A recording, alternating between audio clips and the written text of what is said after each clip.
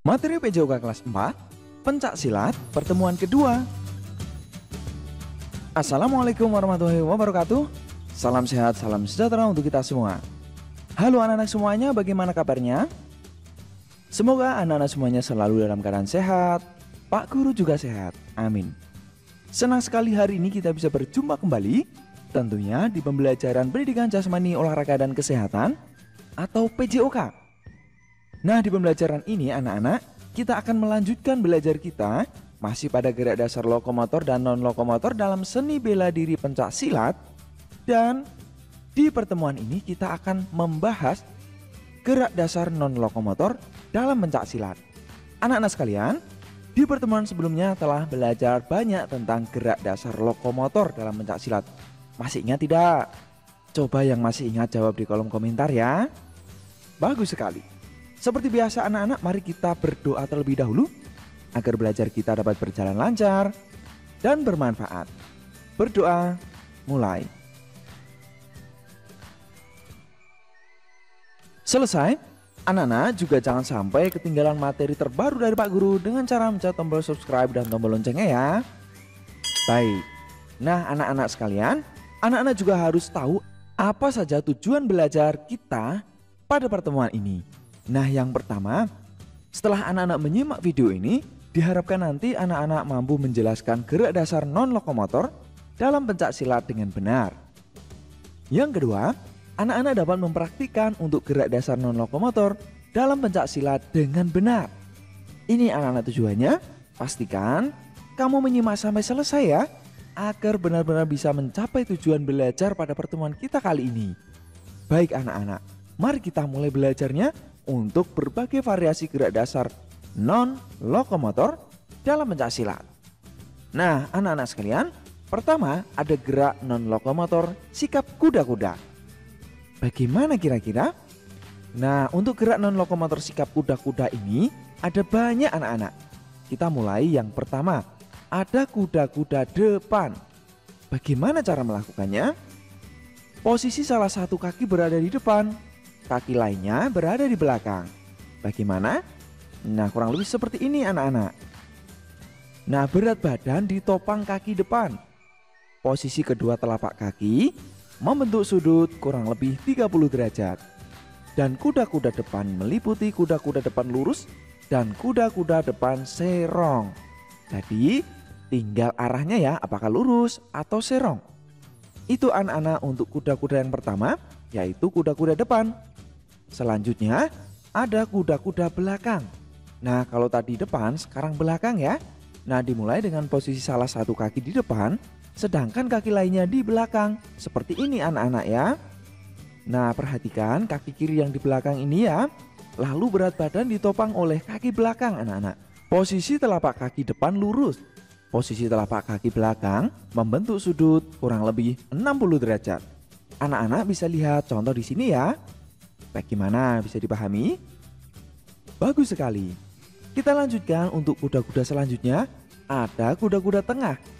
Nah bagaimana?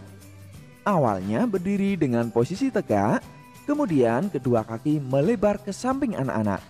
Jangan lupa tekuk kedua kaki dan berat badan ditopang secara merata oleh kedua kaki seperti ini. Nah mudah bukan? Bagus sekali. Sampai di sini bisa dipahami? Pintar.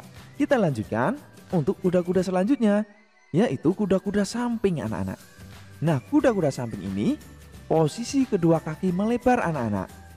Nah jangan lupa tubuh dan berat badan ditopang oleh salah satu kaki yang menekuk seperti ini, yaitu kaki kanan. Bisa dimengerti? Baik. Nah itu untuk kuda-kuda samping anak-anak. Berikutnya kita lanjutkan untuk gerak non-lokomotor yang kedua, yaitu sikap pasang. Apa saja sikap pasang pada gerak non-lokomotor pencak silat ini? Nah ada yang pertama, sikap pasang terbuka anak-anak. Nah untuk sikap pasang terbuka ini dimulai dengan posisi tangan dan lengan tidak melindungi tubuh ya, karena terbuka. Kedua tangan dibuka lebar-lebar. Nah seperti ini anak-anak. Bisa dipahami? area tubuh yang lemah akan terbuka. Kemudian tindakan ini untuk memancing serangan lawan. Nah, kewaspadaan dan reaksi cepat diperlukan dalam sikap pasang terbuka ini. Bisa dimengerti anak-anak untuk sikap pasang terbuka ini ya? Baik, kita lanjutkan yang kedua untuk sikap pasang tertutup. Pada sikap pasang tertutup ini anak-anak, pada sikap yang tertutup ini tentu berbeda dengan yang terbuka tadi ya. Ini posisi tangan dan lengan melindungi tubuh kalau ini. Tangan ditempatkan pada area tubuh yang lemah. Nah, seperti ini tubuh akan dibungkukkan ke depan. Kurang lebih seperti ini anak-anak ya. Bagaimana, bisa dimengerti? Bagus sekali. Berikut anak-anak, kita lanjutkan untuk gerak non lokomotor sikap tegak. Nah, untuk sikap tegak ini ada beberapa jenis anak-anak. Anak-anak harus tahu apa saja. Nah, yang pertama ada sikap tegak 1 dan 2. Nah, anak-anak untuk sikap tegak 1 dilakukan dengan berdiri tegak, kedua tangan lurus di samping badan seperti ini ya. Nah, jadi seperti anak-anak berbaris siap gerak begitu ya. Lalu untuk sikap tegak 2 dilakukan dengan mengepalkan tangan dan menekuk siku. Nah, seperti ini anak-anak. Bisa dimengerti? Bagus sekali. Ini untuk sikap tegak 1 dan 2. Sekarang adalah untuk sikap tegak 3 dan 4. Bagaimana caranya? Sikap 3 ini dilakukan dengan posisi berdiri tegak, kedua tangan dikepalkan diangkat setinggi bahu seperti ini ya. Nah, kalau yang ketiga ini tangannya setinggi bahu, jangan lupa. Dan yang sikap tegak 4 dilakukan dengan posisi kaki terbuka selebar bahu, badan tegak, dan kedua tangan disilangkan di depan dada seperti ini anak-anak. Bisa dipahami? Bagus sekali. Ini untuk sikap tegak ya, ada 4 jenis, jangan lupa. Nah, kita lanjutkan. Setelah sikap tegak anak-anak, ada gerak non lokomotor serangan dalam pencak silat. Nah, untuk serangan ini anak-anak harus tahu ada pukulan dan ada tendangan. Nah, kita pelajari satu-satu ya, mulai dari pukulan dulu. Nah, untuk pukulan ini ada banyak anak-anak. Pertama, ada pukulan depan. Nah, pukulan depan ini dimulai dengan berdiri dengan sikap tegak, tangan mengepal ya. Ayunkan tangan yang telah mengepal tersebut ke depan lurus. Kemudian perhatikan posisi kepalan tangan ya. Nah, seperti ini kurang lebih. Bisa dimengerti? Bagus. Sekarang kita lanjutkan untuk pukulan yang kedua. Ada pukulan lingkar anak-anak. Nah, untuk pukulan lingkar ini tentu anak-anak berada pada posisi kuda-kuda atau siap seperti semula. Nah, jangan lupa tangan mengepal. Ayunkan tangan yang telah mengepal ke depan dengan arah melingkar dari samping. Perhatikan panah di sini ya. Nah, itu adalah arahnya anak-anak. Jadi gerakannya seperti ini. Bisa dimengerti? Bagus sekali. Kita lanjutkan. Setelah pukulan melingkar, ada pukulan samping. Nah, untuk pukulan samping ini tentu anak-anak siap ya, sikap tegak, tangan mengepal jangan lupa. Lalu perhatikan panah di sini anak-anak. Nah, ayunkan tangan yang telah mengepal ke samping anak-anak. Nah, sekali lagi lihat panah di sini ya. Kemudian arahkan tangannya. Nah, seperti itu pukulannya. Bisa dipahami? Bagus sekali. Nah, perhatikan juga posisi kepalan tangannya ya.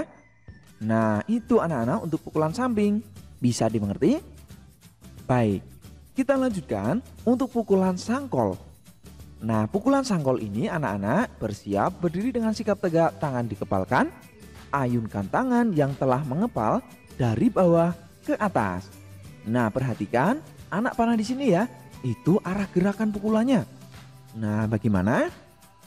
Nah, begitu anak-anak ya. Bisa dimengerti untuk pukulan sangkol ini ya. Baik. Selanjutnya setelah pukulan sangkol ada masuk pada tendangan. Ya, ini untuk serangan yang kedua ya. Kalau tadi adalah untuk jenis pukulan, sekarang jenis tendangan anak-anak. Nah, tendangan ini juga banyak. Nah, kita mulai yang pertama, ada tendangan lurus. Tendangan lurus ini diawali dengan sikap tegak dan mengangkat lutut setinggi sasaran. Nah, bagaimana? Nah, seperti ini anak-anak ya. Angkat lutut, kemudian lanjutkan dengan menjulurkan tungkai bawah ke depan sampai benar-benar lurus seperti ini ya. Nah, anak-anak lihat panahnya dulu di sini. Nah, kemudian luruskan atau tendangkan. Itu untuk tendangan lurus ya. Bisa dimengerti? Bagus sekali. Selanjutnya, setelah tendangan lurus ada tendangan T. Nah, bagaimana tendangan T ini? Anak-anak, tendangan T dimulai dengan mengangkat lutut setinggi sasaran juga ya.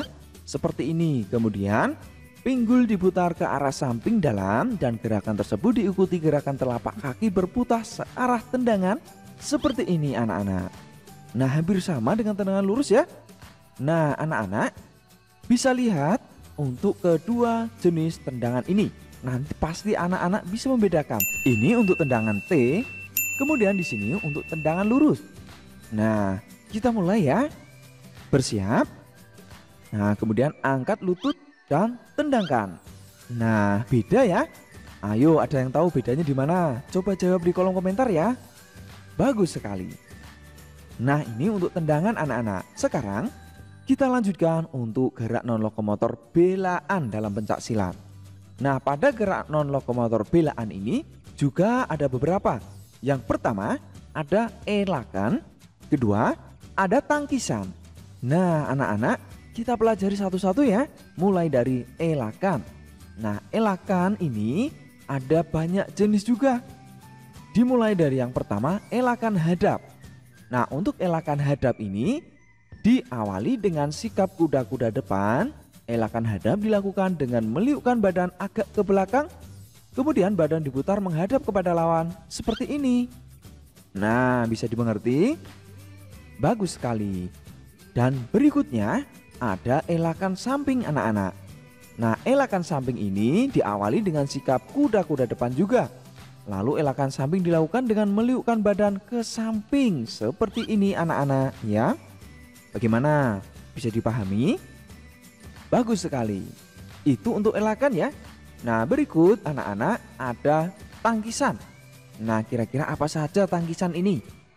Baik, tangkisan yang pertama ada tangkisan dalam dan tangkisan luar. Nah, untuk tangkisan dalam dilakukan dengan mengayunkan tangan dengan siku ditekuk ke dalam. Nah, kurang lebih seperti ini. Bisa dimengerti? Baik. Sedangkan untuk tangkisan luar dilakukan dengan mengayunkan tangan keluar seperti ini. Bisa dimengerti ya? Dan perhatikan tangan selalu mengepal ya. Baik. Itu untuk tangkisan dalam dan luar. Berikut ada tangkisan atas dan tangkisan bawah. Bagaimana cara melakukan? Untuk tangkisan atas dilakukan dengan mengayunkan tangan dengan posisi siku ditekuk ke atas seperti ini. Nah, selanjutnya tangan selalu mengepal dan tangkisan bawah dilakukan dengan mengayunkan tangan ke bawah. Seperti ini anak-anak ya. Bagaimana? Bisa membedakan ya? Pintar sekali. Itu untuk tangkisan anak-anak. Berikutnya adalah mari kita mencoba. Pertama, apa saja gerak dasar non lokomotor pada gerakan serangan dan belaan pada pencak silat? Bagaimana cara melakukan sikap tegak pada pencak silat? Dan ketiga, lakukan gerak dasar non lokomotor dalam pencak silat seperti yang Anda pelajari hari ini ya. Mulai dari tadi gerakan sikap kuda-kuda sampai dengan belaan tadi ya. Baik, dan jangan sampai ketinggalan materi selanjutnya dengan cara mencet tombol subscribe dan tombol loncengnya ya. Itu anak-anak, selamat mencoba dan mari kita tutup belajar dengan doa. Berdoa, mulai. Selesai, tetap semangat belajar bersama Pak Guru di sini ya. Sampai jumpa di materi selanjutnya. Assalamualaikum warahmatullahi wabarakatuh. Salam sehat, salam semangat, salam PJOK.